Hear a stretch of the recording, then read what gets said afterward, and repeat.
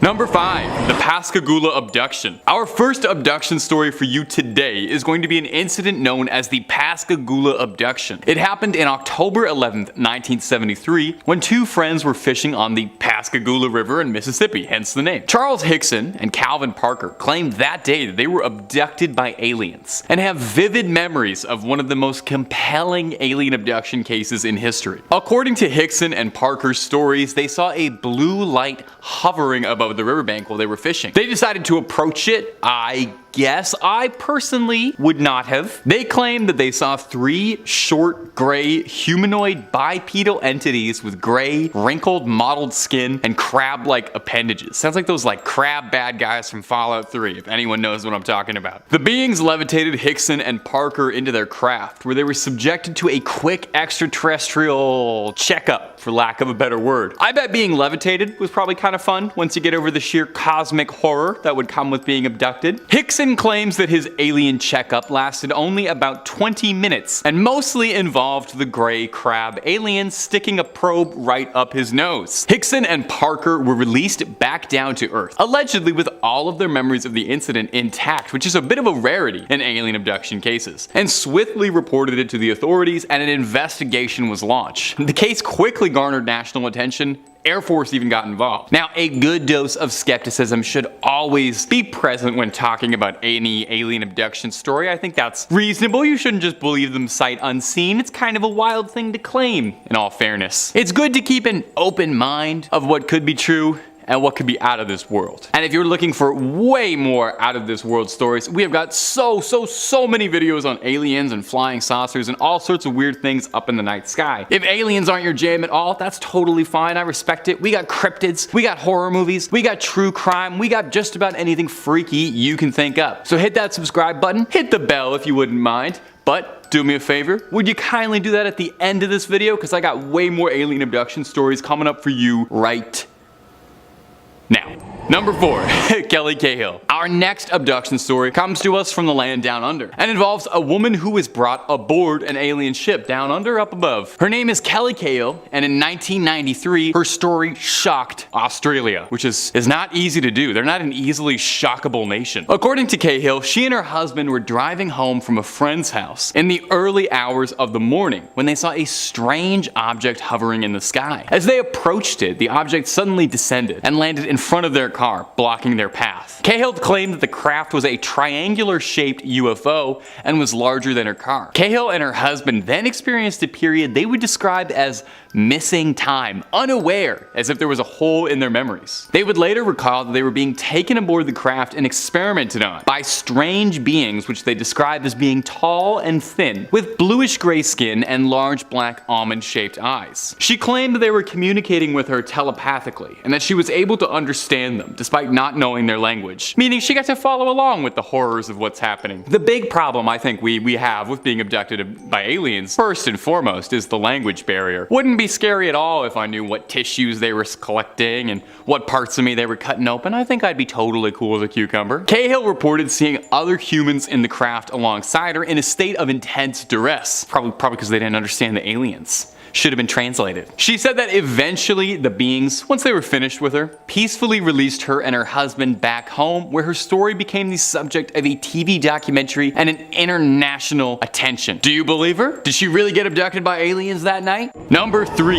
Linda Napolitano. Linda Napolitano, also known as Linda Cortile in some circles, is a woman who claims that she was abducted by aliens in New York City in 1989. Her story has become one of the most famous but also controversial alleged alien abduction stories. According to the way she tells it, Napolitano was asleep in her 12th floor apartment in Manhattan when she was suddenly awoken by a bright light. She claimed to have seen 3 small beings with large black eyes and pale skin who levitated her out of her bedroom window into a waiting nearby UFO. Napolitano described the beings as being humanoid and about 4 feet tall. That's a great size for an alien to be. Napolitano reported that she was taken to a room on the craft where she was examined by the beings. She said that she was then taken to a council room where she saw several human-like beings who were apparently in charge of the operation, and they all looked like Rick from Rick and Morty. Napolitano claimed that the beings communicated with her telepathically and told her that they were from the planet Serpo and were conducting experiments on humans to better understand our physiology.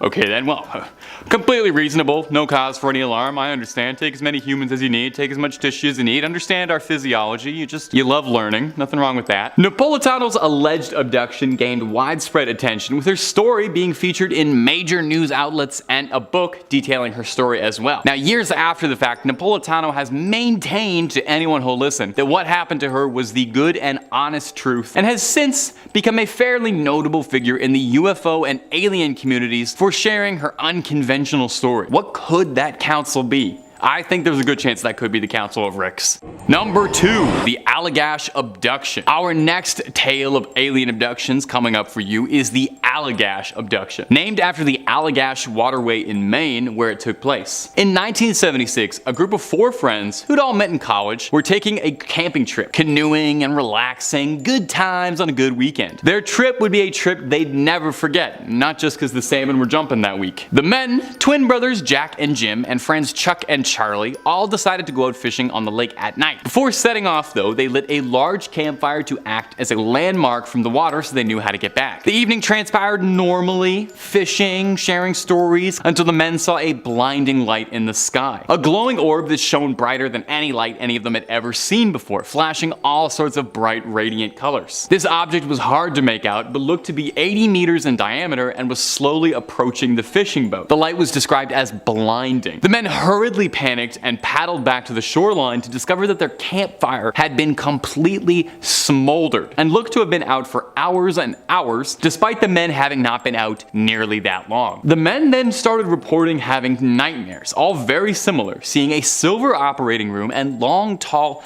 giant-headed creatures examining them in this room, taking blood samples, skin samples, and so on. They all reported extremely similar nightmares and described the aliens and the room the same way. The men underwent psychiatric evaluation and were all deemed mentally stable, even passing lie detector tests. So what happened? Were they just really bored out on the water and they cooked up a story worthy of Hollywood? Was this a mass hallucination? Or were these unlucky men plucked by visitors from another world for study? We may never know, but I'm interested to hear what you think, so let me know down below, okay? And number 1, David Huggins. David Huggins. Where do I begin? Our last story is that of David Huggins. I personally think I saved the best for last. At least I think so. Let's see if you agree as well. David Huggins is an artist who claims that he's been abducted by aliens not just once, but multiple times throughout his life. His first account happened when he was very young, reporting that he saw a UFO hovering over a nearby field, and a humanoid figure appeared down from the craft, blessing Huggins by telling him telepathically that he had a special mission to fulfill in life. If only he had any idea what that meant. Just a special mission, that's very vague. He would get closer to the truth on that because over the years, Huggins claimed that he had several encounters with these same alien humanoids, who he describes as being tall and thin with large heads and eyes. He says that these beings have taken him aboard their craft and shown him a number of things, including the creation of the universe and the future of the human race. Now here's where things get a bit interesting. Huggins claims that as part of fulfilling his galactic destiny, that he's fathered several human alien hybrids with the extraterrestrials. Okay. Inspired by these momentous events, Huggins painted his truth, rather directly influencing his artistic career, with several of his paintings and his works depicting humanoid beings and UFOs, and sometimes showcasing what happens when an alien and a person love each other very much. His paintings are actually visible in the Visionary Art Museum in Baltimore, if you want to go check them out sometime. I will say they're pretty fun paintings. I would love to have one in my living room. Just a fair warning though, before you go Googling, they are definitely not safe for work, unless your work is my work, at which case looking at pictures of aliens kissing is my job, but also my passion. Do what you love, and you never work a day in your life, and brother, I have never worked a day in my life. Coming up first on this list of alien abductions today is going to be Antonio Boas. I probably pronouncing that wrong, I'm gonna be honest, should have looked it up before. A Brazilian man who became infamous in 1957 when his alleged story of an alien encounter rocked our understanding of this world. According to his account, he was working on his family's farm near São Francisco de Sales when he observed a bright red object in the night sky. As this object approached, Boas claimed it changed color to orange and then landed on the ground. He described it as looking like a metallic egg-shaped craft with rotating lights on top. Reportedly, 4 small beings emerged from the craft. Humanoid, grayish blue skin, the classic like little gray alien that you always see. These beings took him aboard their craft, they took samples of his DNA, and also, if you believe what he said, they said that they had a mate with one of their more attractive female humanoid aliens. After a beautiful night, Boas claimed that he was released and watched as the craft took off and disappeared into the night sky. He reported experiencing physical symptoms afterwards, including nausea and weakness. Now, initially, Boas would keep this to himself. It's embarrassing to tell your friends you kissed an alien, I guess. Eventually, though, he would share his story in 1958, contacting a journalist and gaining widespread attention from media all over, all the way up to top 5 scary YouTube videos. And if you're looking for way more stories about alien abduction, like I just said, Top 5 Scary is kind of the name in that. Click on through, we have got videos on every subject you could possibly think up that's creepy and crawly. So hit subscribe, make sure to hit that bell as well so you don't miss a single scream, but if you would be so kind, do that at the end of this video because I got 4 more stories of alien abductions coming up for you right now. Number 4, Yaphet Kotto. Yaphet Kotto is an American actor. He's most known for Live and Let Die, but he is far more famously known as Parker in Ridley Scott's 1978 masterpiece Alien. Perhaps then that it's a bit ironic, or it's perfectly fitting, that he has been encountering aliens since he was young. Kotto believes in aliens, alongside seeing aliens, and has even claimed to have made direct physical contact and held an alien. Speaking out for the first time ever about this in 2017, Kotto told Vice News about his experiences. He said it began in his youth when he was staying home one day looking out at the streets of the Bronx, New York, watching people play stickball. He turned around and there was a humanoid figure that stood 5 or 6 feet tall with an elongated head which disappeared. Pretty sad because Kotto would spend a lot of his life pursued by aliens with elongated heads on board the USS Nostromo. He claimed that over the next 50 years he was continuously monitored. He described one scenario where coming home and then going into his garage to meditate, he saw something shining ethereally bright. He says that there were things flying over his house, wouldn't call them aircrafts, but entities. He said that every time he would move to a new house, there would be a ring of smoke that would be present when he moved in. Now, the most outlandish claim was that while visiting the Philippines, Kotto claims he saw a UFO the size of Yankee Stadium flying over an office he was staying at following that same circle of smoke. Now, there's not really any recordings or sightings of a gigantic UFO in the Philippines around this time, so kinda have to wonder. Now, Kotto claims to have an IQ of 196 and describes himself as being mentally stable, who isn't, and was wary to talk about any of his paranormal experiences for fear that people would dismiss him for his connection to the Alien movies. So what do you think, my fair viewers? Is it too much of a cosmic coincidence? Or was it perhaps destiny that an actor famous for being tangled with aliens was pursued by them in real life? Maybe he was just getting really into the role, doing that like Jared Leto method acting research and thought that to play a guy hunted by aliens, he should be hunted by aliens in real life. Number 3, Linda Napolitano. Linda Napolitano, also known as Linda Quartile, is a woman who claims that she was abducted by aliens in New York City in 1989. Even aliens can't resist the allure of the Big Apple. Gotta come check out Lady Liberty.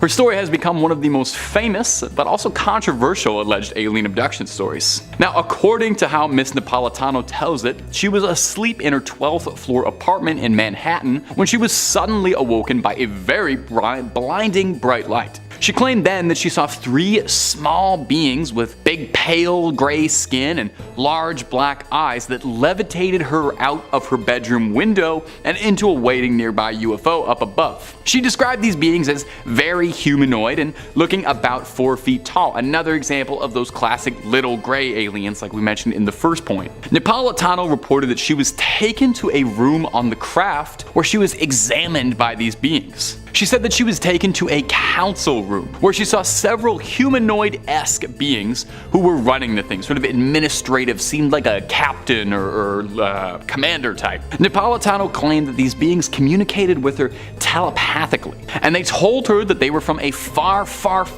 off planet called Serpo, and were conducting experiments on humans to understand our physiology as we were a bit new to them.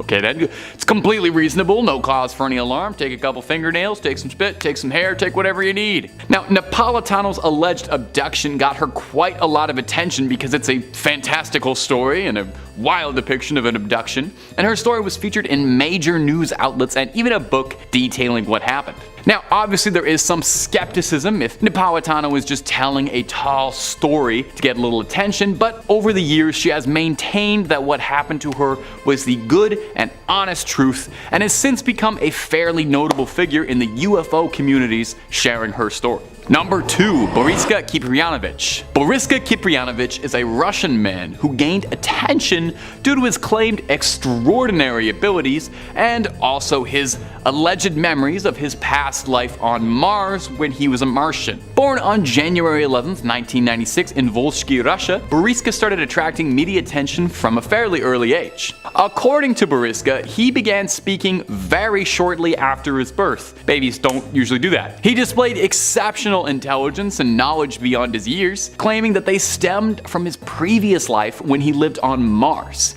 And he shared details about his Martian life, its civilization, and its advanced technology. According to Boriska, if you were expecting the Martians, you're out of luck because they've already come and gone, claiming that the Martians were a highly advanced society that was devastated by a cataclysmic event thousands of years ago and have since been wiped out. He claimed that Martians possessed a deep understanding of spiritual concepts, had far longer lifespans than humans, and had technology infinitely more advanced than ours. They probably also have some pretty cool movies. It makes sense then that Elon Musk wants us to get back out there so bad. Come check out some of the wreckage of their cool society. While some people found Boriska's story intriguing and considered it evidence of reincarnation or extraterrestrial contact, others remain, I think, a little healthily skeptical. For one thing, I didn't know you could reincarnate from like a different planet. I thought you had to reincarnate on the same planet, but I guess not. It's definitely fantastical, and until we can actually get up to the surface of Mars, it's going to be pretty difficult to confirm or deny if there really was a society that existed there previously. Now, it should also be noted that as the years have gone on, Boriska has spoken out less and less about his past life as a Martian prince, and there have been a lot fewer updates on him overall, which definitely lends a teeny tiny bit of skepticism. It does make you wonder if maybe the whole story was just a young person making something up, which I've never heard of something like that happening, so I don't know. Number 1, David Huggins. Oh, David. We've talked about Mr. Huggins before on the channel, and I'm talking about Mr. Huggins again because he's one of my favorite abduction stories. I saved the best for last. David Huggins is a painter who claims that he has been abducted by aliens multiple times throughout his life. They just could not get enough lovin' of Huggins. His first account happened when he was young, and he reported that he saw a UFO hovering over a nearby field, and a humanoid figure appeared down from the craft, blessing Huggins by telling him telepathically that he would have a special mission to fulfill in life. Of course, he had no idea what the special mission was at the time, and if he did, maybe he would not have been as excited. Over the years, Huggins claims that he had several encounters with these alien humanoids who had blessed him. He describes them as being tall and thin, and with large heads and large eyes. Now, he says these beings have taken him aboard their craft and shown him a number of things, including the creation of the universe, the future of the human race, how they get caramel inside chocolate bars without there being a hole, all sorts of wonderful things. Now, here's where things get interesting and a bit difficult to talk about with content guidelines, because Huggins claims that as a part of fulfilling this galactic destiny that he's gone for a few rolls in the hay with aliens, and that he's fathered several alien human hybrids with the extraterrestrials, and my mom watches these videos, so I'm sorry if I'm struggling. Inspired by these momentous events, Huggins painted his truth, rather directly influencing his artistic career, with most of his paintings depicting humanoid beings and UFOs hanging out His paintings are actually visible in the Visionary Art Museum in Baltimore if you're up near there and want to check them out sometime. They're really cool. They are definitely not safe for work unless your work is my work, at which case looking at pictures of aliens kissing is my work and my passion. Do what you love and you never work a day in your life, and I have never worked a day in my life. Number 5. The Yautja. In most movies or stories, aliens abduct humans to run tests on them, to harvest us for our DNA, for resources, scary things that we do to animals on our planet. But that's not how the Yautja of the Predator franchise play. They could give a damn about science, DNA, technology, any of that really. It's solely about the ritualistic, honorable act of the hunt and pulling your spine out. Now normally the Yautja seem to like coming in on our turf to hunt, as shown in Prey and Predator 1 and 2, but hey, just like you and me, the Yautja get lazy every now and again and turn to galactic Uber Eats and order in. In the severely underrated third installment in the franchise, Predators, a group of berserk Yautja abduct a group of wayward humans, mostly mercenaries, to serve as their prey on their home planet. Sort of like when, royals and like nobles bring a bunch of like foxes and ducks to shoot on their property. Now the Yautja, they're pretty honorable, all things considered, even under these conditions, so if you're a bona fide badass, maybe be able to take them on and survive. But if you're just too pathetic, they do let you go. But most of us, the odds are pretty poor that we're going to win the 1v1 in a martial combat against a creature who treats hunting people as a rite of passage. I would say the odds are very poor that if you were abducted by the Predators, anything nice would happen. Assuming they do see you worthy as a fair fight, they pull no stops to ensure victory, blades sharper than yours, laser cannons, physically imposing strength, and if all else fails, a bomb when they die as a last resort, so all that hullabaloo about honor and the code is kind of made up. And if they deem you unworthy of fighting you, and they let you go, that's like way worse to me, because that's just an ego blow. Like, come on, I'm worthy of hunting. Anyway, if you're looking for more stories about aliens, fictional or not fictional, we've got loads of that on the channel and then some. Seriously, type UFO into the search bar, you will see lots and lots. We got something for you to watch all night. But if you're not subscribed already or yet, you should. So hit subscribe, make sure you hit that bell so you don't miss a single video of ours. But do that at the end of this video, because I got 4 more alien abductors coming up for you right now. Coming up next is the Collectors from the Mass Effect series. Mass Effect is one of the best video game trilogies of all time if you don't consider all 3 games being good and important quality in a trilogy. Now the Milky Way of the Mass Effect series is filled to bursting with all these cool, colorful, and innovative, inventive aliens that all speak in pleasant English dialects, but few are as mysterious and terrifying as the Collectors. Their name kind of buries the lead, to be honest. The Collectors make them out, it kind of sounds like they're going to be cute. Like they're just super into mint in box Funko Pops. I wish. The Collectors are an insectoid, enigmatic species that live on the edge of the galaxy who get their name for their propensity of collecting and dealing in odd livestock. 12 left-handed members of one alien species, a collection of aliens with differently colored eyes, you name it. Now when we get to them in Mass Effect 2, they've become very occupied with collecting humans en masse. Not just 1 or 2, they abduct entire planets at a time to the deaf ears of the Council,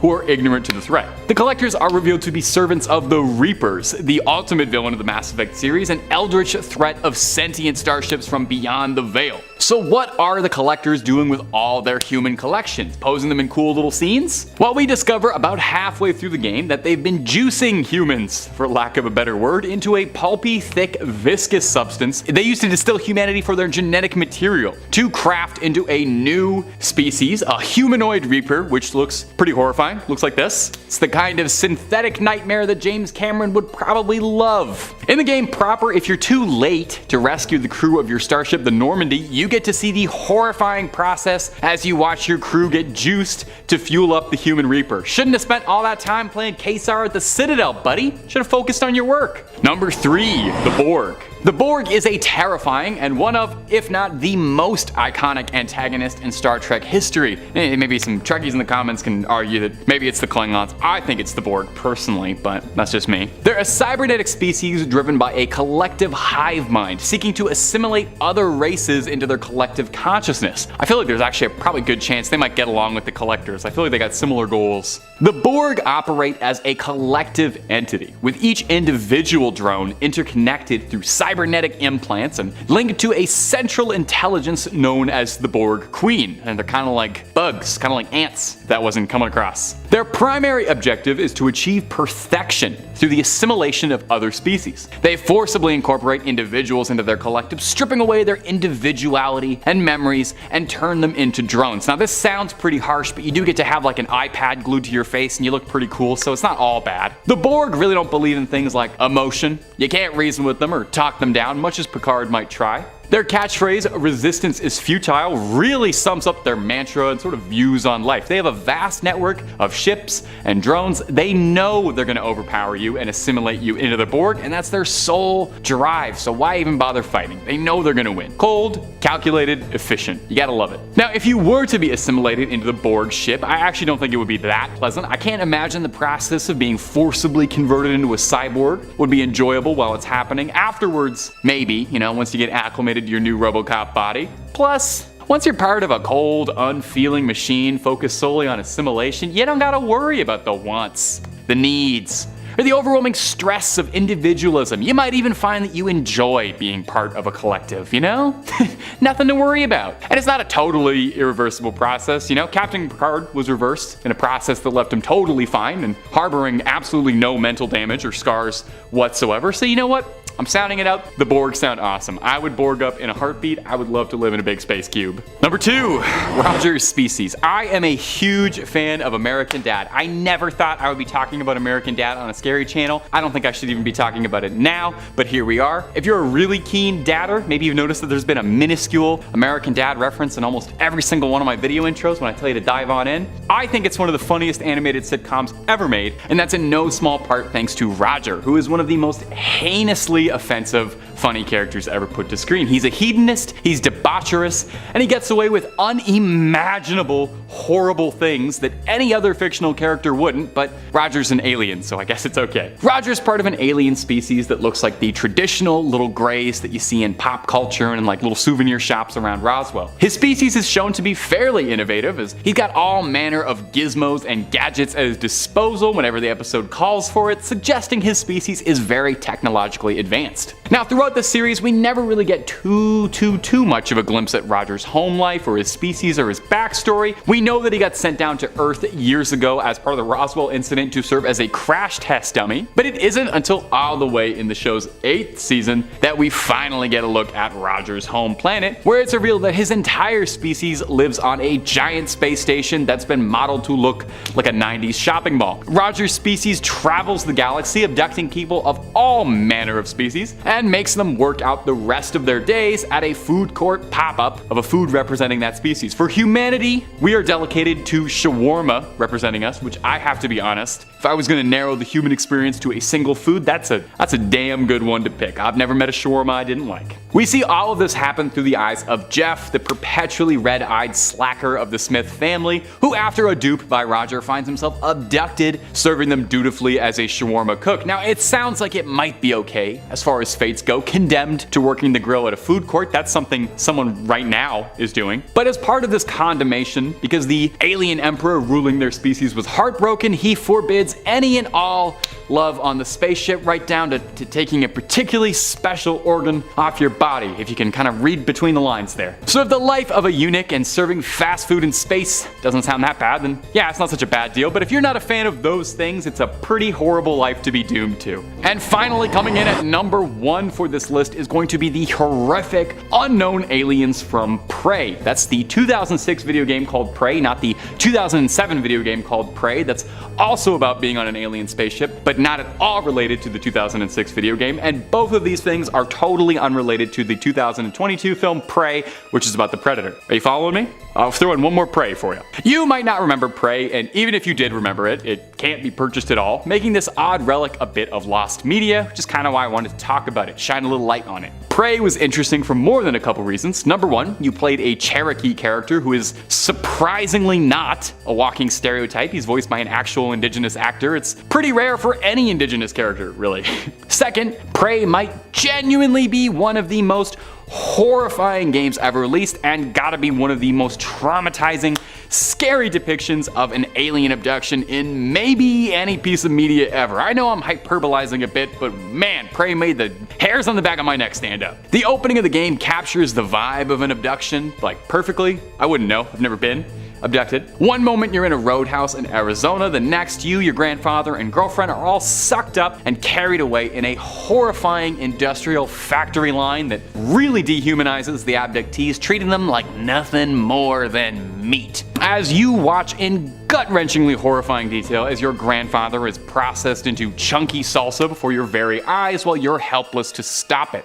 I remember watching the demo for Prey when I was a young scrapper, and a full 17 years later, I still remember every second of this brutal intro in crystal clear HD, like burned into my retinas. Now the aliens in Prey are pretty simple. We don't ever get to learn what their name is or what their deal really is, but we know they come down to the planets and they harvest the local inhabitants to make them into soldiers for their army or juice them for nutrients, or sometimes a flirty little combination of both. In-game we see several enemies that are made of the aliens' twisted experiments and merging meat with metal. Suffice to say, no part of their abduction process looks pleasant. At best, you get juiced quickly. At worst, they turn you into a horrifying little machine servant. Now, Prey is definitely a bit more of an unknown game, since I mentioned earlier, unless you already own a physical copy, you can't play it. I wouldn't say it's an amazing game. We're not missing out too much. The actual mechanics are pretty basic, save for some really cool tech stuff involving portals and casting your spirit outside of your body, but the visuals and atmosphere of Prey are some of the most unpleasant and terrifying out there. I really would recommend looking up a playthrough of it if you're interested.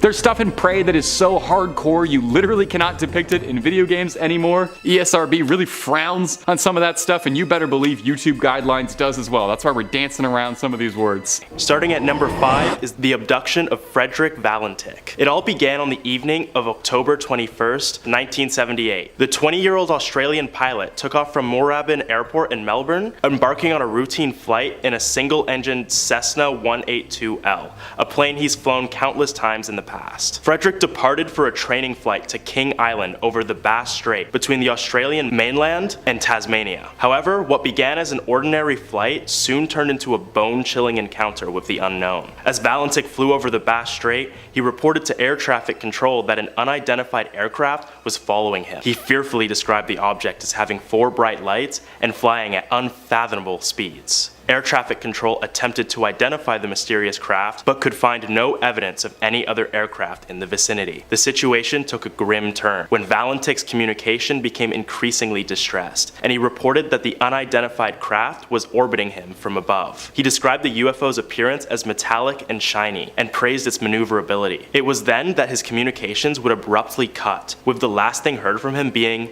"It's not an aircraft." Just before the communications were cut off, a loud metallic scraping was heard from Frederick's radio. Neither him nor his aircraft were ever seen again. Speculation around Valentich's disappearance quickly spread, with theories ranging from mundane explanations such as pilot error, mechanical failure, or deliberate disappearance, to the more sensational ones involving extraterrestrial encounters. Based on the information we have, all signs point to Frederick being abducted by some sort of malevolent aliens. The reported scraping noise heard before his communications were cut, likely the sounds of the pilot's aircraft being stuffed into a UFO. The true fate of Frederick Valentich remains a mystery, but the Australian government has assumed him dead after spending many long hours searching for the missing pilot. Where do you think he might be? Let us know in the comments. Moving on, we have number 4, Travis Walton. One fateful night, November 5th, 1975. The Apache Sitgreaves National Forest in Arizona, USA. Travis Walton, a 22-year-old logger, and his crew were returning home after a long day of hard work when they noticed some sort of metallic, glowing disc in the sky. Curious to see what it was, Walton and crew drove closer to the flying object. Once they got close enough to investigate, the forestry worker left the car to get a closer look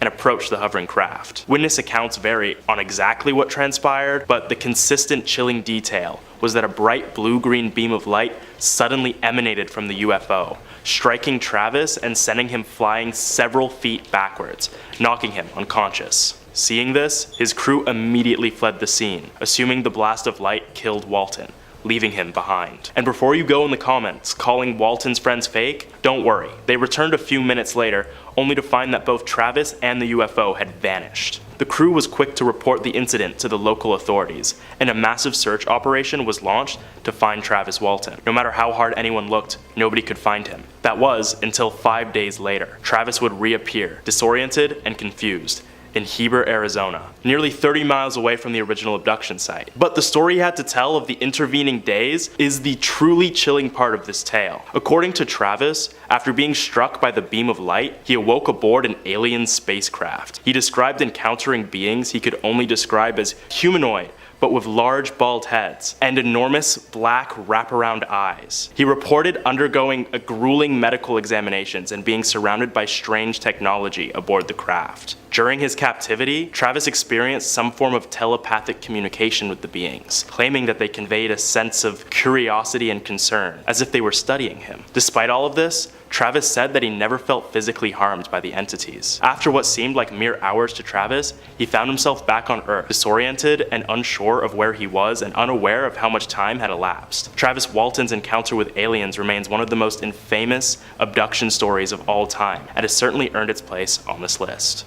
Next up at number 3 is the many abductions of Russ Kellet. And yes, that's right, you heard many. In fact, Russ Kellet, a 58-year-old man from North Yorkshire, claims he's been abducted upwards of 60 times. And those are just the ones he remembers. The first time Kellet was abducted was when he was 16, when he was traveling home on his motorcycle until he saw a strange tunnel that he'd never seen before. Curious, he drove through the tunnel being faced with a bright light, and then the next thing he remembers is lying down on an operating table, surrounded by 15 feet tall alien men. He related their appearance to Dracula, minus the fangs. Kellet reported that the Dracula doppelgangers pushed a tube down his throat and pumped a mysterious liquid into him. He claims made him a super soldier. He recalls checkered rooms and special glass orbs used to control the navigation of spaceships, and has made several sketches of the parts of his abductions he remembers. Ever since that first abduction, Russ would battle in a multitude of intergalactic wars and conflicts, so he claims, having fought all sorts of different aliens, such as one race of aliens called the Dragos, which are tall and scaly and have dragon-like heads. After the aliens are satisfied with his work, they wipe his memory and send him back to Earth. These missions would vary in length, between lasting for days to lasting for years. However, from the perspective of us on Earth,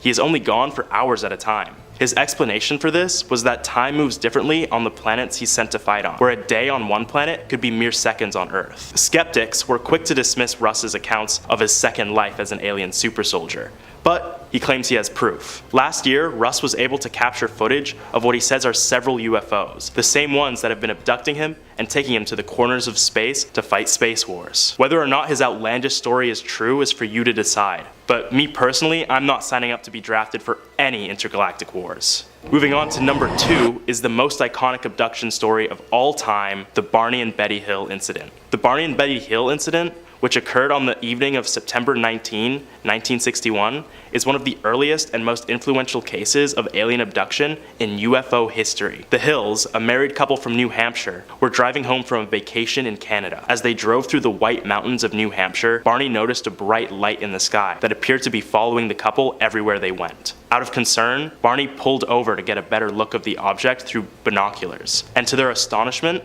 they saw what appeared to be a disc-shaped craft with multicolored lights hovering in the sky. Unsettled, the Hills hastily re-entered their car and started driving again, with the mysterious craft still in pursuit. As they continued their journey, the Hills noticed something strange, that there were 2 hours that had passed that were completely unaccounted for. Over the following days, Barney and Betty began experiencing anxiety, bizarre dreams, and inexplicable memories of the encounter. In hopes of finding answers, the couple consulted with a local psychiatrist who used hypnosis to uncover buried memories of the event. Once under hypnosis, the Hills were able to recall the terrifying events that transpired in those lost 2 hours. They described being taken aboard the vessel and seeing these short aliens with grayish skin, large black eyes, and slits for mouths. Barney and Betty recounted being subjected to intense medical examinations, including the extraction of bodily fluids and having organs observed. They would go on to detail their feelings of fear and helplessness during the encounter too, saying that they felt like they were going to die. A great reminder of why we use anesthesia before performing surgeries, guys. After the media picked up their story, the Hills' lives changed dramatically. They faced both support and skepticism from the public, and their story ignited a broader fascination with UFOs and extraterrestrial life worldwide. Despite the enduring controversy surrounding their account, the Hills remained steadfast in their belief that they had indeed encountered beings from another world. Until their passing, they maintained their version of events, and their story has become a touchstone for anyone interested in investigating UFO abductions. What do you guys think? The story is just a hoax? or has it got some credibility? Comment below your thoughts and let me know. Finishing off at number 1 is the Berkshire County incident on the night of September 1st, 1969 in Berkshire County, Massachusetts. Multiple witnesses reported a series of UFO sightings and encounters. Residents all over the town recount seeing a UFO flying above and around Berkshire County, with statements remaining consistent with one another, making this one of the most plausible UFO abduction stories of all time. The most significant incident relating to this UFO involved 2 separate families who claimed to have experienced a close encounter with the unidentified craft. According to the witnesses' accounts, around 9 p.m., Tom Reed, a 9-year-old boy, was driving through the woods with his mother, grandmother, and younger brother. Suddenly, they would see a bright object descending from the sky. In response, Tom's mother stopped the car and they watched the object, which was about 40 feet in diameter, hover above the ground. Then, the next thing the family remembered was being in a different location entirely.